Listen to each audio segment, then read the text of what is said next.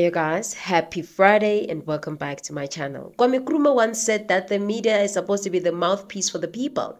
It should not be a weapon used by those who seek to oppress. And on the other hand, Malcolm X once said that media is the most powerful entity in the world or on earth because those who are innocent are found guilty and those who are guilty are found innocent. It controls the minds of the masses. We have seen even with recent developments of the Madlanga Commission and the adhoc committee how the media has been moving.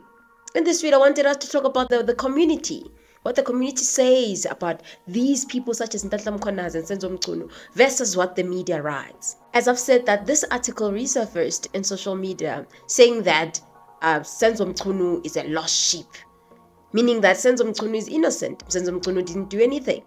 This versus the same coverage that they had for Masemola and Mkhwanazi, using words such as, where is the evidence? Do they have the evidence? Painting them bad as much as they can. But Senzo Mchunu is just a lost sheep who happened to make a decision that he was not supposed to make. And what is worse is that he shows no remorse. He doesn't even regret that he took the decision that he took. I could accept that. That could have been a different tone, but it doesn't change anything in terms of the content of what I wanted to convey to the National Commissioner, except that the tone could have been softer. But not that there's anything wrong with my letter legally and constitutionally, and in terms of what I wanted to convey.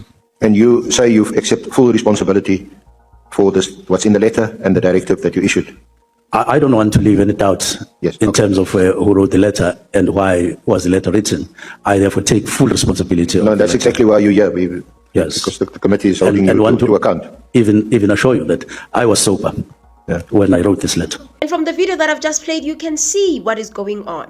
Let us see what the people on the ground are saying about Lieutenant General Mkhwanazi compared to such headlines that they've written about General Mkhwanazi. Anginamba kaMkhwanazi kwakuyi-weekend ngithi hayi ngizomfonela Monday ngifonela uMkhwanazi angaphendula ifoni. Ngithi vele nganga-expectanga ukuthi ayiphendule ifoni yami. Ngangifuna ukwenza i-trail ezomenza ukuthi makahleli phansi athi let me look at this number and this phone. And he did. I called him on Monday, Wednesday and Friday.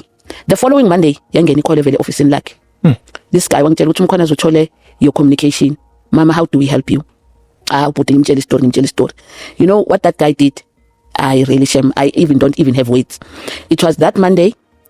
I think if ngekho wrong, ngikhulume naye on a Monday lo bhuti. Friday, they ordered their team to go to Pretoria and collect that docket. Back to KZN. Yalanda docket, yeah, KZN. January, this gentleman, wabuya game, what is Ama?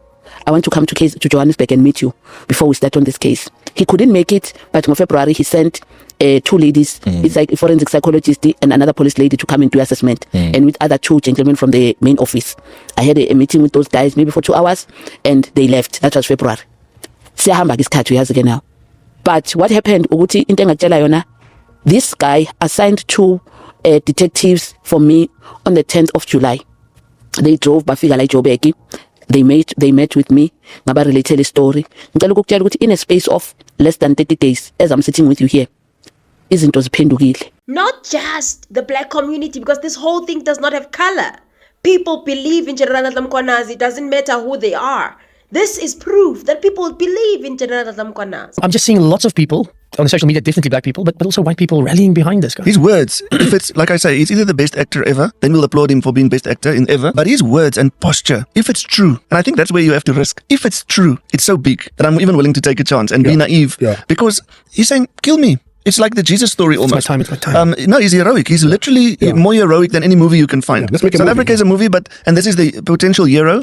And I haven't seen our country galvanized as much behind someone or something almost ever. For a long time. And that shows you we're fed up, we're desperate, but we still have hope deep in our hearts. Even the domestic worker, the gardener, they're all like, Mkhwanazi. Then you see the media coming to discredit him. You see the media trying to say that this man has no evidence. This man should not be believed. Just today, one of the journalists in South Africa, Jeff Wicks, said that Masemola is the one that actually gave that tender to Mkhwanazi Matlala. How? How is that possible? How is that even possible? Are you telling me that now the blame goes to Fani Masemola that Mkhwanazi Matlala got the tender? with Medi24, the media platforms or the media houses doing this? One person could ask themselves, why are media houses not regulated? Because they're supposed to be regulated. For example, look at Turkey, look at Egypt, look at Russia. They've regulated their media houses because they're spreading certain news. They're spreading wrongful news in a way that are pushing a wrong narrative. They're spreading misinformation to the people. So they've decided to ban some of the media houses, and not just media houses, including journalists. Even Lieutenant General Mkhwanazi made this suggestion recently about how these media houses can be controlled or regulated. I had received an inquiry from a journalist about what Lieutenant General Sibia is doing, that the General Sibia has taken legal action against me on what I pronounced on the 6th of July. Honorable Chair, this is Abraham Mashiko, a journalist from News 24, the one who's been handled by crime intelligence, amongst others. This Abraham Mashiko, who started with these stories, and the one who I was told about by his fellow colleague that I spoke about before. The gentleman sends me a WhatsApp message, I cannot remember the date, I'm going to trace it, where he asked me about my comment about the legal step that Jarosbia has instituted against me. And my response to him was, Mashiko, out of all these police officers that you have in South Africa and all the senior management of the police, you feel it's important to come and ask me. You are still pushing this narrative, and I hope you are not one of those captured. I use that word, I hope, knowing that he's one of them. I said it to him. Because I don't understand why you bother coming to ask me these things. What is of a concern to you? I don't know any court papers to date. It's a couple of months down the line. I have not seen any court papers. I've not been served with anything. But he might have been briefed that there's going to be this court thing. So he must start asking me questions. So he's one of the enablers. And there are many journalists that we are part of the investigation. That's why I'm calling for a state security investigations against them, because I have a list of them. And there are a handful of them. It's just said that he writes for the same media house that has got very credible journalists who are doing a wonderful job within the very same News 24, who investigate cases of corruption, of murders of people, and they bring it to attention, which force us to conduct criminal investigations. And yet we have these ones. To a point that when Senzo Mchunu'S was speaking today, he spoke about how the media, spoke about the meeting that Mkhwanazi wanted to have with him on how the media is and how that becomes a threat for their families, because the media is making certain assumptions and certain news about these generals, even though Senzo Mchunu'S was like, no, he was just angry about the disbandment, and I'm not going to leave everything and have a meeting with him, with Brown, to discuss the issue of the media, because how is Brown involved? I think, this was just an example to show how Lieutenant General Mkhwanazi tried everything in his power to ensure that he tries to explain to Senzo Mchunu that, the disbandment is not a good idea. And again, I had a special request to the National Commissioner to try and secure the meeting before our appearance before the Portfolio Committee on Police. This situation is escalating, and it has a potential of demoralizing our hard-working members, and there are even politicians that are using these social media posts to sow divisions within the SAPS. I do not like what's happening, hence I feel that the Minister must call us into a meeting. Yeah, I'm sympathetic to the time. I acknowledge the letter. I have it. Can I just finish reading it? Oh, okay. So that we can iron out everything that is dominating the media space. I do not like, it is my plea that the Minister calls the National Commissioner, Lieutenant General Sabia, Lieutenant General Kumalo, myself, Major General Khan, Mr. Nkabinde, and Mr. Brown Mahotsi, in order to get to the bottom of the problem. It is the prerogative of the Minister to invite the Executive Director, IPID, if he feels it necessary. I have requested to take a vacation leave tomorrow and Friday, but I can make time if the Minister decides to meet this week. I hope my request will be favorably received, I take it. And then your response, this is your response. Your WhatsApp message was received, will revert at some point. Okay. You've asked me two questions. General Masimula's response and the request by General Mkhwanazi. Let me respond. Let me start with General Mkhwanazi. I received this, I confirm. I read it, I confirm. I responded to him, I confirm. Now, I started by asking myself, what kind of a structure is this? I was alone. I think we don't have a structure like this in SAPS. It doesn't exist. Where you call the National Commissioner, Sibia, Kumalo, call Mkhwanazi, you don't have it. I've been working as an executive for quite some time, provincial and otherwise. You can't call a meeting like this. And I think before Lieutenant General Mkhwanazi even made that brief, he tried by all means to tell Senzo Mchunu that, stop getting along with Brown Mkhwanazi. Stop mingling with Brown Mkhwanazi. Now, this message came on the 5th of April. Okay. But by the 5th of April, a lot of other things had already happened, and they happened, even though I responded in the manner that I responded. And I meant to respond properly to General Mkhwanazi. Then he says, hey, but Minister, he's very angry. He's angry about what? About your letter, not about the leak, about the letter. How is General Mkhwanazi angry about my letter to the National Commissioner, which has been leaked to him? but it is going to the National Commissioner. Minister is very angry. Oh, so what is he saying? There's, well, a number of things that came out. I'm going to just summarize. This is Kambeni. Kabinda talking to me about his conversation with Gerald Mkhwanazi in response to my letter, to the leaked letter. And when is this? This must be early January. It's early January, Senior Counsel. So this is before the SM. It's before this. For a meeting. Yes. It says it's angry. Okay. Further to that, he is saying the minister must withdraw this letter.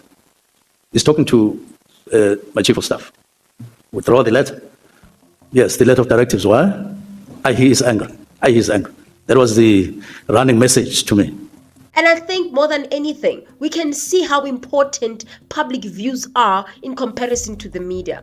Mkhwanazi has been said to this man who's a spy, probably a police informant, of which he has denied.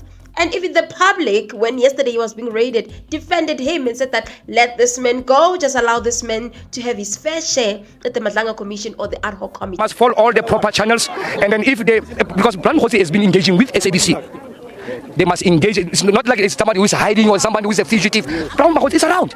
They must engage him. Do you know where he is at this stage? Currently, I cannot tell you where he is. No, I'm not saying you must tell me where he is. I'm saying, do you know where he is at this stage? Currently, I cannot tell you where he is. I cannot disclose his whereabouts. So the opinions of the community, the opinions of the people are very important. But now, looking at the issue of the media, who is more important between the media and the people? Whose convictions are more important? Whose views are more important? This one can reach a bigger platform or bigger audience, which is the media, whereas the people can only reach whomever that can reach that message. How do we deal with such situation? Should we regulate these people? Unfortunately, with the South African Constitution, freedom of expression, it will be hard to regulate them. And I think they know very well that if you regulate the media, you're slowly but surely regulating digital media, such as podcasting, such as being an Instagrammer, TikToker, speaking about current news in that form. Slowly but surely are leading to that point where everybody will be regulated. They won't be able to exercise because of the limitation clause in the Constitution. They can't just say whatever that they want. It should be the mouthpiece to tell the truth instead of being this platform or entity that just push a certain narrative and agenda. I thought yesterday they would have headlines like he didn't have instruction, he didn't have the powers. He has no powers whatsoever to disband. He just thought, he organized it in his head and he's like, let me do this. I thought those are the type of headlines we're going to hear. Even now he's speaking about units. There's many units in SAPS. But he's saying that the political analyzing task team was supposed to be disbanded and then put to be part of one of the units that are existing, either the analyzing and robbery unit or the organized crimes unit. Your earlier question, yes, all these teams that you were reading, unless integrated specifically, they are returning. They are in the new structure. They may be called exactly as they were called in what you were reading or called others, but they are now integrated in the main under a unit called serious and violent crimes. That's number one.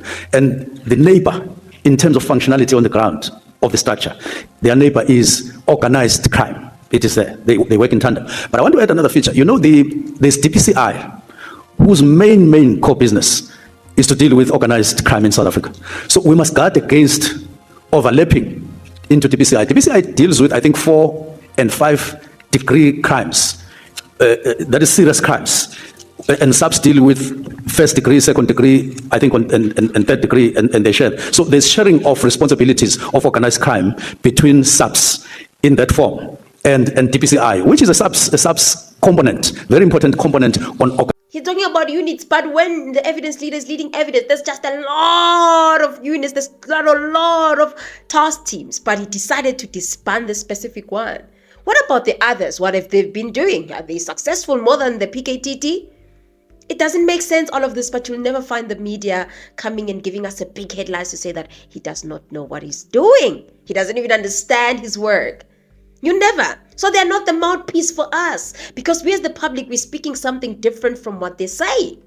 We are saying something that is extremely different. We are saying protect Mkhwanazi. We are saying that we believe Mkhwanazi because Mkhwanazi has presented evidence.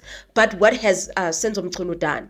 It's just speculations, taking jabs at people, saying all the things that he said, even, saying that funny phrase about Mkhwanazi being angry, that the country won't stop because you are angry. We won't do our operational duties because you are angry. Of the other people in relation to your weight of anger. So it's just a natural thing that will affect somebody's feelings and will react in a particular way, but it can't be policy of a country. It can't instruct, it can't guide the minister that somebody is angry somewhere because of what, and then you say you must shape your thoughts according to the anger of somebody, because somebody else may be less angry or even more angry. Taking a jab at people like Honorable James, saying that when she was shouting too much.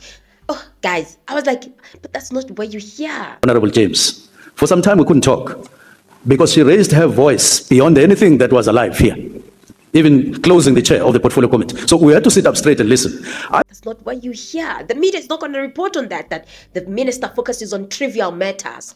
Whether the person screamed 3 months ago, right now is not important. Right now, we want to know the truth. It's that you are on and on and on about things that are not even related to the whole situation and making jokes about people being angry, that you disbanded the team, that you wrote the letter to disband the team, all of that. It was very much natural for Mkhwanazi to act like that because you failed to provide reasons. But the media is not providing for that. It's not talking about that. Whereas we have instances of people praising people like Mkhwanazi to say that he helped me. We have situations of people saying that we believe him. We have situations of people saying that Mkhwanazi had all the right to go and do that media brief because they keep on proving him all over and over again that he tried to reach out to them. He tried to set up a meeting to say, let us talk about the media, but he failed. He also tried to set out a meeting to say that no, we cannot disband, but he failed. He kept on saying, being nonchalant about things, like the way he did when he was told about Mkhwanazi to say that I note. Noting doesn't mean you will deal with something. Just says, okay, then what? You are a minister. You need to act in a way that shows that you are a minister. Ducking and diving questions, being rude, being arrogant, having that thing of, we're not going to nest your feelings. That's the thing. Mkhwanazi also didn't want to nest your feelings. Didn't want to nest the fact that you think the Practical and Loving Stars team is not doing well. But when it's done to you, it's a problem. But when it's done to others, when he's doing it to others, it's like, yeah, they should suck it up. They should suck it up. They should just deal with the fact that they will not have their way until the end. I don't know what you guys think. What you guys think about the media not being the mouthpiece for us? The media always assuming that the innocent is guilty, the guilty is innocent. That thing that was said by Malcolm X, and that the media shapes our minds. It makes us think a certain way. Do you think that it's time that we let go of the media? How do we let go? Because sometimes they're the ones who go to the ground, get this breaking news, whereas we sometimes rely on them to get those news to report and maybe research more and then come to the people. Today, it's Jeff Wicks, who's covering the story of Babita Dekoran. Even we had him in a documentary recently. He's the one who even said that, yeah, Masemula is the one, actually, yes, Masemula is the one that gave Ket Matlala tender, meaning that maybe Masemula is related to Ket Matlala. But he failed to do all of that before. When he was writing his book, did he say that Masemula is involved? Didn't say anything, but he's pushing this narrative now. It's journalists such as Jeff Wicks who are making us think that, okay, what's wrong? What's going on? Did he tell all the entire truth, nothing but the truth with the Babita Dekoran case? What is going on with the Tembisa Hospital, the people that are involved? If he's pushing such agenda now, how do we trust his reporting?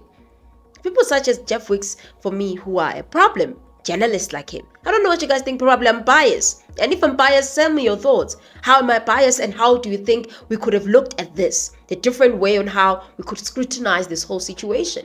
Nonetheless, guys, I'll see you on my next upload. Bye. Why do we have people who are not qualified in health leading health?